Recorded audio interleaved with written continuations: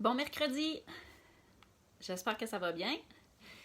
Bon, je me suis mis au niveau du plancher aujourd'hui parce que je voulais vous parler d'aromathérapie avec les animaux. Donc, je suis avec mon gros chien et qui aime beaucoup les huiles essentielles d'ailleurs. Là, je vais attendre quelques secondes que les gens se connectent.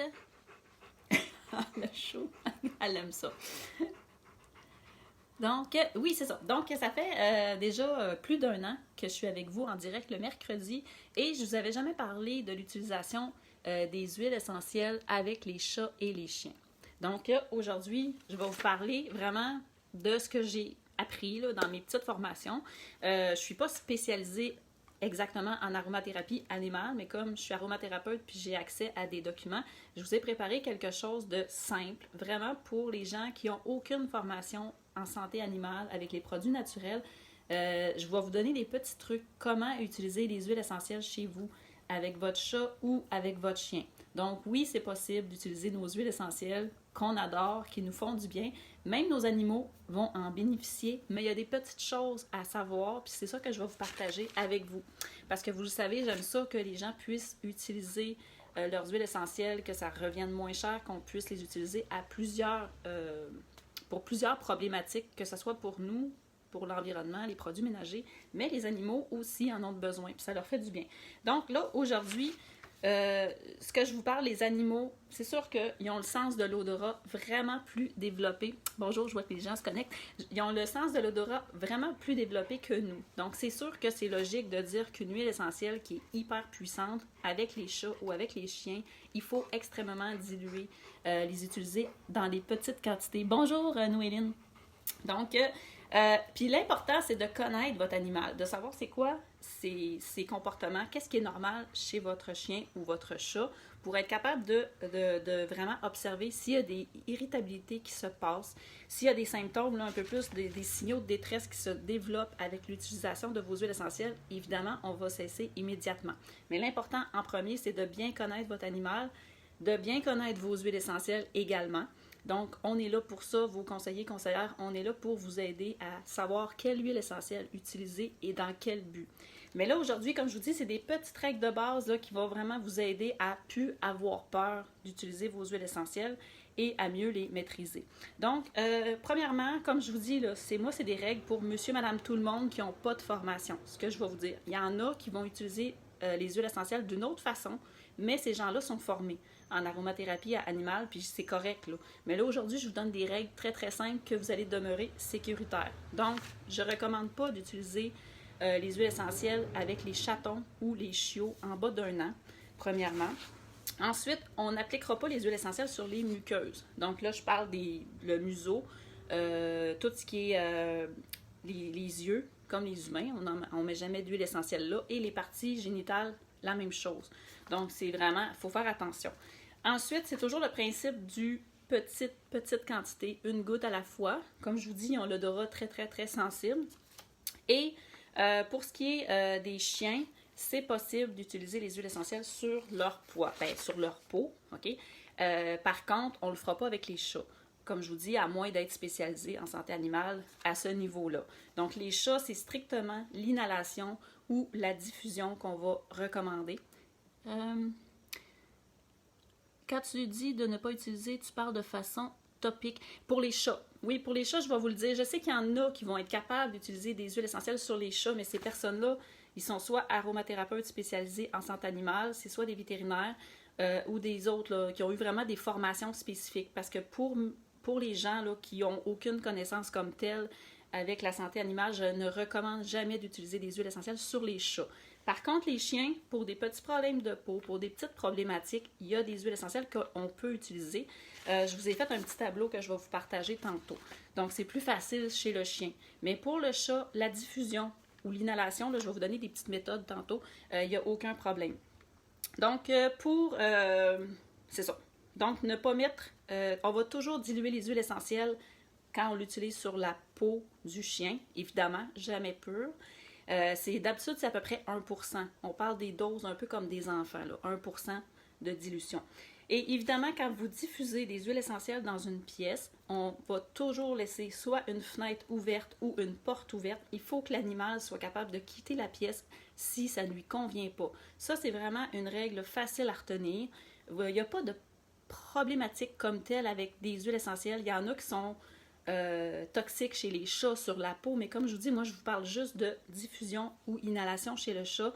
Donc, vous pouvez pratiquement diffuser un peu n'importe quoi si vous respectez 4 gouttes dans votre diffuseur, 4 à 6 gouttes, comme on fait normalement, et que vous laissez toujours la chance à votre animal de quitter la pièce, que ça ne soit pas une petite pièce fermée. Il n'y aura pas de problème. Ça, c'est vraiment une règle de base. On ne met pas d'huile essentielle dans la nourriture des chats ou des chiens. On ne va pas laisser non plus les bouteilles d'huile essentielle traîner parce que c'est des gros bébés. Les chiens vont l'attraper puis c'est comme, un peu comme des enfants. On ne voudrait pas qu'ils mâchouillent la bouteille puis qu'ils en absorbent par accident. Et l'important, c'est de ne jamais forcer l'utilisation d'une huile essentielle sur un chat ou sur un chien.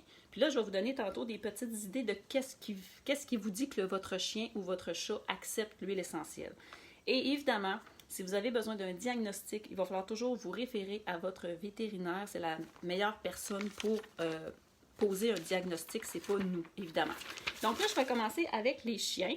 Je ne sais pas s'il y en a qui avaient vu, j'avais fait une vidéo dans mon groupe client à Noël l'année dernière quand j'avais eu le parfum de doTERRA Quintana. Et j'ai tellement ri parce que là, je ne sais pas si ça va fonctionner aujourd'hui, si elle l'aime, mais ça contient des huiles essentielles sécuritaires. Et j'ai réalisé que mon chien adorait le parfum aux huiles essentielles Quintana. Donc, je vais juste le tester devant vous. Je ne l'ai pas essayé. Mon chien est vraiment pas loin. Et c'est vraiment important qu'on ne met pas ça là, très, très près du nez du chien parce que ça sent. Les huiles essentielles, nous, on les sent très bien. Là, elle est à côté de moi. Je vais voir. Si l'odeur lui plaît, elle va essayer de respirer. Elle va s'approcher. Si ça lui plaît vraiment pas, elle va se lever et elle va quitter la pièce. Tout simplement. Il y a d'autres choses aussi que je vais vous dire. Donc, les huiles essentielles, on peut les utiliser avec nos chiens. Également, les hydrolats sont vraiment appropriés et les fleurs de bac. Pour les gens qui sont abonnés à mon infolettre, je vous avais déjà partagé ma petite recette aussi de spray ambiant. Là, je ne le mettrai pas parce que je viens de mettre un parfum aux huiles essentielles. Je ne veux pas que ça fasse trop d'odeur près de mon chien. Mais c'est un mélange d'huile essentielle et de fleurs de bac qui est vraiment calmant et qui calme également les animaux. Puis j'avais justement spécifié dans mon infolette que mon chien aimait cette recette-là. Donc, si vous n'êtes pas abonné à mon infolette, allez sur ma page web jamais-sans-mon-huile.com.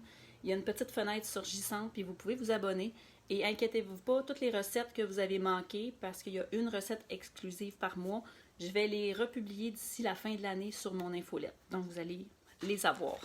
Donc, pour le chien, il y a beaucoup d'huiles essentielles. Il y en a vraiment beaucoup qui sont populaires, qui sont sécuritaires, autant en diffusion qu'en inhalation. Puis quand je parle d'inhalation, ça peut être simplement, on pose une goutte sur un diffuseur passif. Je suis près de mon chien, mettons qu'il est proche de moi, puis je le dépose par terre. Et là, ça va diffuser tranquillement, elle va respirer les molécules. Ça peut être dans mes mains, que je fais un petit masque et je m'approche doucement, mais jamais très très près du museau.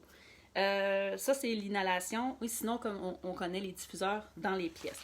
Donc, l'important, c'est qu'on va diluer aussi, là, toujours, comme je vous dis, pour la peau. Je vous en parlerai pas trop. Je vous parle plus de la diffusion et de l'inhalation. Et si vous voulez utiliser des huiles essentielles avec votre chien, par exemple, bien, vous allez choisir l'huile végétale de support que vous allez diluer votre huile essentielle selon la petite problématique de peau. Si c'est une problématique de peau, par exemple, vous allez prendre un macérat de calendule. Si c'est juste pour un massage musculaire, des muscles à détendre, vous pouvez prendre du jojoba, du tournesol, de l'huile de coco. Bref, vous allez choisir vraiment l'huile selon la situation comme telle. Et comment savoir, c'est ça le côté, appliquer les huiles essentielles sur la peau du chien, c'est seulement en cas de petite problématique physique. Parce que normalement, c'est vraiment l'inhalation puis la diffusion qui est la plus recommandée, qui est vraiment, bon, tu vois, elle est super détendue. Donc, ce que j'ai mis, ça lui convient parce que là, elle est super relaxée. Là, elle vient de faire un c'est ça. Fait que c'est pas une odeur déplaisante. Si elle n'avait pas apprécié le mélange d'huile essentielle que je viens d'appliquer, elle aurait carrément quitté la pièce. Donc, comment savoir si votre chien réagit bien aux huiles essentielles que vous essayez de lui faire sentir? Bon, il peut remuer la queue, il peut lécher l'air ambiant, il va le laper, là, comme on dit. Il peut bâiller, un peu comme mon chien vient de faire. Il peut se mettre à se lécher les pattes. Ensuite, il peut s'allonger et faire la sieste comme elle fait actuellement. Là. Je ne sais pas si vous la voyez bien, là, mais vraiment très détendue. Et le chien peut sortir sa langue et ouvrir sa gueule. Donc, il absorbe les molécules aromatiques. C'est comme ça qu'ils vont apprécier. Et elle devient calme. Fait que ça, c'est un bon exemple que c'est une réaction positive. Donc, c'est des huiles qui lui conviennent. Si vous utilisez des huiles qui ne conviennent pas à votre chien, ce qu'elle va faire, c'est qu'elle va quitter la pièce, comme je vous dis, ou elle risque d'aller se cacher. Ou elle va démontrer aucun intérêt. Là. Elle ne voudra même pas s'approcher. Mais moi, je sais que ce mélange-là, elle l'avait déjà aimé parce que je l'avais mis une fois, puis elle était arrivée sur moi, puis elle ne me lâchait plus. Là. Elle avait des gros yeux, puis elle respirait ça à plein nez. Donc, ça lui faisait du bien. Donc, on va aller chercher le côté calmant, bénéfique de ces huiles essentielles-là que j'ai utilisées pour mon petit chien qui est stressé des fois. Pour les chats. Les chats, c'est comme je vous dis, on respecte le principe les principes de base que je vous ai dit tantôt avec la diffusion et on n'en applique pas sur le poil parce qu'on n'est pas spécialisé là-dedans. Les huiles essentielles, n'oubliez pas que c'est hyper concentré puis c'est important d'avoir des huiles essentielles qui sont vraiment testées. Parce que quand on les utilise sur vos animaux, on ne veut pas utiliser des huiles essentielles. Il y a beaucoup d'huiles frelatées sur le marché. Donc, ils ont des matières synthétiques, ils ont des solvants à l'intérieur. On ne veut pas utiliser ça, surtout pas avec nos animaux qui sont encore plus sensibles que nous. Et en diffusion, c'est la même chose. Les chats, faut se rappeler que c'est les premiers qui vont écoper si vous faites une erreur et que vous utilisez mal vos huiles essentielles. Les chats ont un foie différent, évidemment, de nous. Et ils ne vont pas métaboliser les huiles essentielles de la même façon que nous. Et il pourrait avoir, selon certaines personnes, on mentionne qu'il pourrait avoir une accumulation de certaines molécules, de certaines huiles essentielles chez le chat. Et ça devient toxique à la longue. Donc, c'est pour ça que les chats, je vous ai fait un tableau qui en a moins à l'intérieur, mais ce sont des huiles faciles que vous pouvez utiliser en diffusion. Encore là, vous pouvez les utiliser en inhalation aussi plus près du chat avec un diffuseur passif. Vous pourriez même utiliser aussi si votre chat est près de vous. Vous pouvez ouvrir un inhalateur simplement et le déposer sur le bureau près de vous.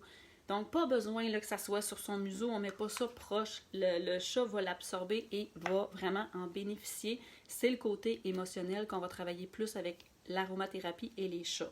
L'autre chose qu'on peut faire avec les chats, c'est qu'on aime beaucoup, c'est les hydrolats. Parce que si on a besoin de mettre quelque chose sur la peau du chat ou à l'interne, ben, on va favoriser les hydrolats qui sont vraiment plus doux. On peut les mettre dans l'eau du chat. Et les principaux hydrolats qui sont utilisés en aromathérapie avec les chats, ceux qui reviennent souvent, c'est la lavande, l'eau florale d'orange, la rose, les hydrolats de rose, d'encens et géranium. Donc ça, c'est vraiment très, très utilisé souvent avec les chats. Ensuite, les fleurs de bac, une autre super belle option naturelle qu'on peut utiliser avec nos chats. Évidemment, les chats adorent les plantes séchées, les herbes séchées et les huiles essentielles. Oui, il ne faut pas avoir peur de diffuser dans votre maison, mais comme je vous dis, l'important c'est de respecter, laisser une porte ouverte, laisser une fenêtre ouverte, enfermer jamais un chat dans une pièce avec un diffuseur qui fonctionne, parce que là, comme je vous dis, il y a certaines huiles essentielles qui sont plus problématiques que d'autres pour les chats. Donc ça, c'est vraiment important. Et avec le chat, encore là, on pourrait y aller simplement avec un petit vaporisateur ambiant près de lui. Et là, les signaux que votre chat va apprécier votre huile essentielle, j'ai pris des notes, là, je ne veux pas rien oublier. Il va lécher l'air, il va s'étirer, il va se détendre carrément, il peut devenir immobile, il va même ronronner, il peut s'approcher aussi pour montrer un intérêt envers l'huile essentielle. Puis, selon les chats, moi j'en ai déjà vu, ils font des roulades, ils sont heureux. Donc ça leur convient très très bien. Par contre, observez votre animal. S'il commence à éternuer, à vouloir s'enfuir ou qui démontre absolument aucun attrait, il y en a qui vont même essayer de mordre, ils vont devenir agités. Là, vous cessez immédiatement l'utilisation de votre huile essentielle. C'est important d'aérer la pièce puis de ne pas l'utiliser près de votre chat. Donc, c'est la raison que je vous dis. En premier, on observe notre chien, notre chat, on observe c'est quoi ses comportements normaux. Et quand on utilise l'aromathérapie, c'est important d'être capable de déceler rapidement s'il y a des symptômes qui vont devenir de détresse, par exemple, pour votre animal, parce que Ils ne peuvent pas parler, c'est à nous de le détecter, d'être juste consciencieux que eux autres sont plus sensibles que nous.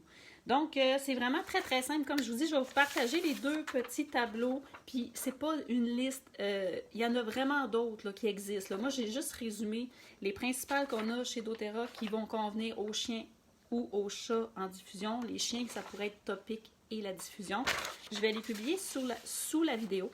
Et là, j'aimerais vous demander également si vous avez des idées de sujets que vous aimeriez que j'aborde avec vous dans les prochains ateliers en direct. J'aimerais ça que vous me donniez des suggestions parce que là, ça fait plus d'1 an que je suis avec vous en direct le mercredi. D'ailleurs, tous mes vidéos, vous pouvez les retrouver sur ma chaîne YouTube Jamais sans mon huile. Mais là, je suis en manque un peu d'idées, donc les idées sont les bienvenues. S'il y a des sujets que je n'ai pas abordés avec vous, ça me ferait plaisir de regarder ça. Donc, je vais prendre les suggestions en commentaire sous la vidéo.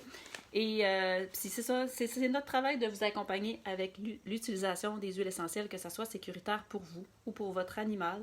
Si jamais vous n'avez pas de conseillère ou de conseiller doTERRA et que vous aimeriez que je vous accompagne, ça va me faire plaisir juste à m'écrire. Puis, je vais vous expliquer, là, c'est très, très simple. On regardera ensemble ce qui vous convient. Donc, je vous souhaite une belle semaine, tout le monde. Si vous avez des questions, n'hésitez pas. Puis, je vous publie ça dans quelques minutes sous la vidéo. Merci tout le monde. À la semaine prochaine.